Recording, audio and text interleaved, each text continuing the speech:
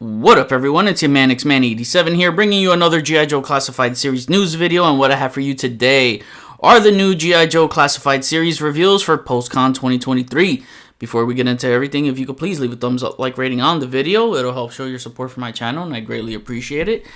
Now, with that said, let's talk about it. They started the show announcing the pipeline reveals that only get named, with no official reveals except for one. So I'm going to quickly run that down for you. They mentioned the Metalhead, which got revealed later. We'll cover that. Night Creepers, probably my most wanted army builder right now at the moment, and hopefully we get a Night Creeper leader too. Cobra Ferret. So Cobra gets another vehicle, and that's pretty freaking cool to see another four-wheeler in the line to rival the upcoming Vamp. Hopefully this ATV comes with a driver like the Vamp does. Nogahide, they teased he would come with a pet, so I'm assuming he'll come with his wild boar to pay homage to the vintage figure. Another addition to our Dreadnoks, and then there was a retro beachhead, retro snow serpents, and retro eels that were also said to be announced and to later be revealed. These are exciting to hear about. I'm especially hyped for that Cobra Ferret vehicle and Night Creepers. For those of you new to Joe's, if you can tell by looking at the images that I provided from the vintage figures, I think you'll find these figures to be awesome in the modern take of G.I. Joe Classified Series. If you have been a longtime G.I. Joe fan, then you already know these figures will be awesome. So, anyways, on to the new reveals. They kick things off with Big Boa, the one character I've wanted revealed the most. I was instantly glued to his look when I was a kid. Remember that show, American Gladiators, back in the day? I used to love that show, and that's what he reminded me of. So, get this. For the first time ever, they are giving us an unmasked head. They definitely gave him a rugged look and has features like a boxer with those strong facial jaw lines, that, squarish like jaw. They took it up a notch, giving him a scar and a missing tooth. It's almost how I kind of envisioned him looking like underneath the helmet. And the helmet looks awesome. Always liked how the helmet had a spiky mohawk to it. So, yeah, what's funny is that this is the first G.I. Joe with nipples. I don't know if it's sculpted on or using that digital print tech they've used for some deco. I just hope that I don't run into a QC issue where he ends up having a third nipple if it's digitally printed. Oh man, I'm cracking up here. But yeah, he's got his spiky harness, the boxing gloves with the Cobra logos on them. That just looks sick. He's got the crotch padding, blue tights, and laced boots. He's just Big Boa perfection, exactly how I wanted him to look. He's got swappable hands that are taped up with blood on them. So I think this is also the first G.I. Joe figure that features prominent blood like this. That's dope. This makes sense since he's always punching people on the daily. And he's got his 90-pound dumbbells for additional accessories. I was hoping for more training accessories since he's the Cobra trainer, like a punching bag, Puju stick, I think they're called. Yeah, some of the accessories would have been nice to pay homage from the vintage figure, and then I believe the G.I. Joe 25th anniversary figure, I believe it was, where he has like a sledgehammer, that Puju stick and all that. That would have been dope to see. So if he had all that, he would have made for a better offering as a deluxe, but can't complain. I got what I wanted here. Biggest takeaway here are blood and nipples. Next up is Airborne, and I know there's a lot of people that are happy that he wasn't locked behind the HasLab Dragonfly. This figure looks dope. He's got his weapons and the wearable accessories are layered out. The optics plug onto his helmet. He can wear his goggles while having the secondary goggles on his helmet. I wish they showed him all geared up, but he's got a good look to him. Overall, liking everything I see here. Next up is Quick Kick, and he just looks too damn good. It's everything I want in a G.I. Joe figure, and that's alternate heads, multiple hands with multiple accessories, along with great articulation and a great sculpt that's pretty much all brand new, I believe. He has it all. He's true to his classic design. I love that they included the fudgy bar accessory. That's a neat callback. I do wish the nunchucks had a real chain link, but I get that's not ideal for action shots and photos. That way it can hold position if you're having him hit someone in the face with it instead of dangling down. He's got this throwing Shoryuken effect, but my biggest critique here is that he has no throwing hands to go with it. Just a trigger holding hands, which looks natural if you're just holding the Shoryuken without a throwing effect, but it makes no sense as you don't hold onto something you're letting go when throwing. Anyway, I like both head sculpts, and I like the one with the flowing hair for dynamic posing. So, you know, when you get him in all types of martial arts poses, like a dragon kick and such, it's just gonna look awesome. About the pants, you can't tell from the front on this pic, but they did say he'll have this Japanese gusting winds type pattern going down the side of his pants, so a little tweak to the classic. I'm hoping there's a calf swivel below those pants to help with more kicking poses. Right now, he's looking to be the most posable Joe in the line. I'm all over this.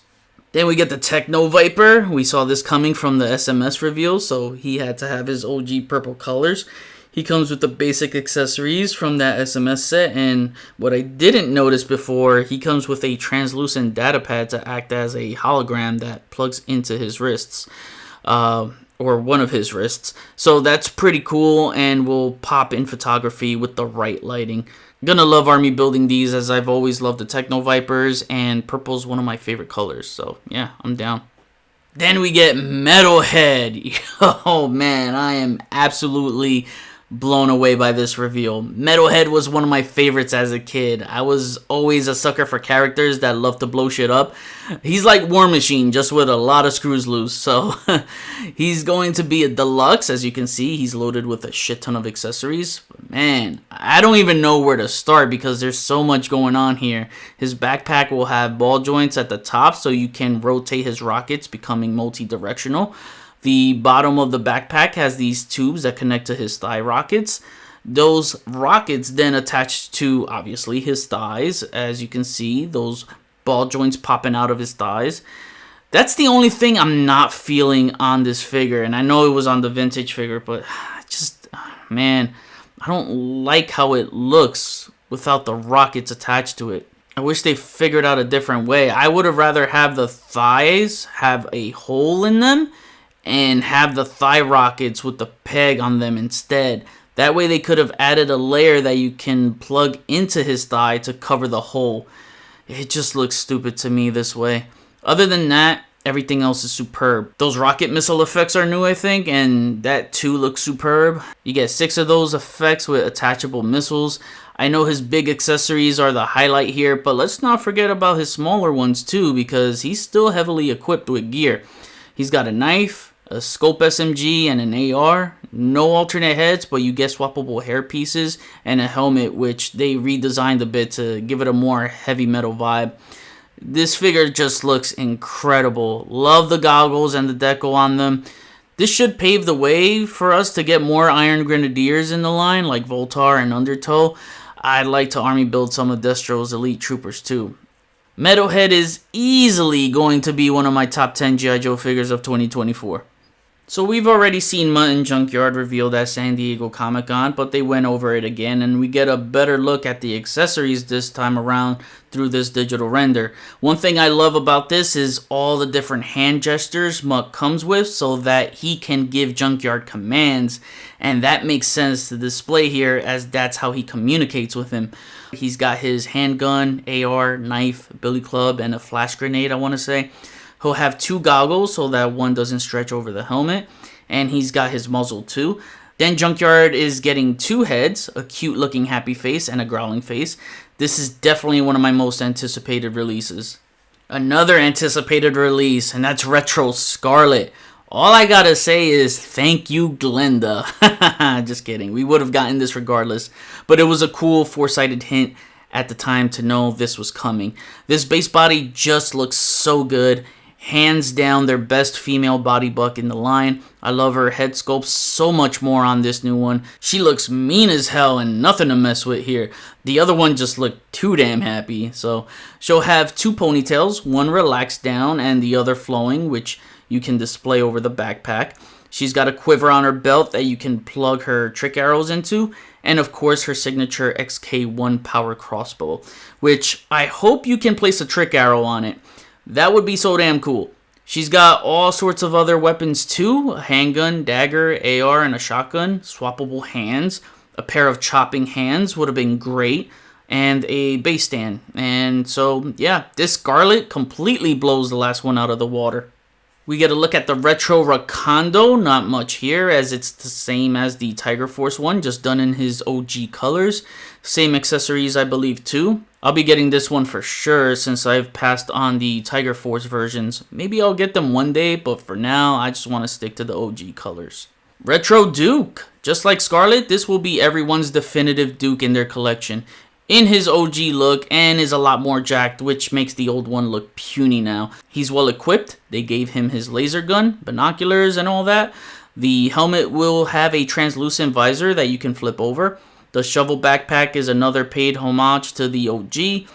I'm happy to see he has alternate hands too. I'm really digging that face sculpt too. I'd like to see if I can fit that head on some of my Captain America figures to have more head displays of Steve Rogers. So yeah, I'm really liking the whole OG getup here. This just looks so good with another all-new sculpt. The G.I. Joe team is going to look so much better on the shelf once more of these OG versions come out. Can't wait. This next segment caught me by surprise, and it's the commemoration of the 60th anniversary of G.I. Joe as a brand entirely, paying homages to real military services of both men and women. The OG of OGs, if you will. I refer to them as G1, while the 1984 Real American Heroes are G2, which is the shortest way I can closely describe it in the best way, I guess. Anyways, we get what's called the Action Soldier. It's a deluxe offering with tons of accessories. Look at all we get here. This is incredible. We get a soft goods jacket, a bullet bandolier that attaches to the 50 cal machine gun with a stand which can be stored on the backpack, with the bullet bandolier having a slot to pour it into. Wow, no words can describe this. I'm just going to let the photos do all the talking, as I'm sure your eyes are all over the place like mine. More all hands too, man. Look at this. He's got trigger hands, and then he's got... Hold on. Why does he have two trigger hands? And oh, okay. I see. So he has two of the same hands. It's just one is to match the skin tone for the alt head. Threw me off there a bit, but... Also, I noticed he has a military radio too, and I didn't see that one at first. I must have looked over it the first time. This 3-color sand camo is just beautiful. I love it. I just absolutely love it. And the pouches are customizable, so you can take them off and place them wherever you can on the figure. That just adds more play value. I think this might be their most popular army builder next year. I can see so many collectors buying this all up. Then the next deluxe for the 60th anniversary line is the Action Sailor. All the layers on him are removable. The rebreather mask will have a clear plastic to see the eyes through it. The depth gauge attaches to that rebreather too. His submersible will have some sonar details that's not pictured here. I see dog tags too. This is going to be perfect for army building seals to go along with Torpedo. Just like the Action Soldier, I can see this one selling quickly. Also, just like Torpedo, I kind of wished he had swimming hands, but an amazing offer that was such a sweet, unexpected surprise. That wraps it up for new reveals, as afterwards they started showing previously revealed figures, just with some photos. They did show off the Pulsecon exclusive 3-pack of the Crimson Strike team again, and that's already up for pre-order. I did grab myself one, but it won't ship until middle of November, which is fine for me. It gives me time to work on army building more Crimson battalions, like the Crimson Vipers, Guards, and Bats. But overall, I think G.I. Joe stole the show again. Even though my favorite figure reveal of the day comes from the Marvel Legends side with the movie Doc Ock, I think that collectively G.I. Joe was the overall better showcase, and is proof why they had to close out the show, as the best goes last. Hard to pick my favorite reveal. Big Boa was my most wanted, but then Metalhead showed up, and that might be my favorite. I don't know. Both are tied for me at the top, but a part of me is wanting to pick Big Boa at number 1 just because of how bad I wanted him. Glad they didn't do the female version of him. Then Quick Kick and maybe the Retro Scarlet. Then there's the 60th anniversary figures, man. I'm just going to stop and not bother trying to pick them in order. It's just so hard. I'm really looking forward to seeing more from that 60th anniversary line, and hopefully they'll bring some paratroopers for the air, since we got the Action Soldier for land and sailors for the sea. One thing that I was thrilled about is seeing more alternate hands and heads, which is something I've been critical about them to deliver for the line, and they are listening, and it feels good to be heard as a community. I'm always on the edge of my seat with each reveal, and that's just because of how exciting they're making this line truly enjoyable. They always leave me thinking with what they're gonna do next. I'm happy to see my favorite action figure line continuously thriving day in and day out. I gotta get back to doing some more G.I. Joe reviews. I'm slacking there, so I gotta try to find some time and get some more reviews in. Anyways, another stellar showcase from the Joe team. Most of these new reveals will be on most collectors' top 10 G.I. Joe list of 2024. Once again, they are the show stealers, and they walked away with the crowns. G.I. Joe is king. Now we kick it back to you. What do you think about these Pulsecon 2023 G.I. Joe reveals? List your favorite reveals along with your top favorite. Comment below, let me know, we'll chat about it. Thanks for watching another G.I. Joe Classified Series news video. Please follow me on Instagram if you haven't already at xman87. Hit the notification bell so you always know when my latest videos are up. Share and subscribe if you're new. See you on the next video. Peace.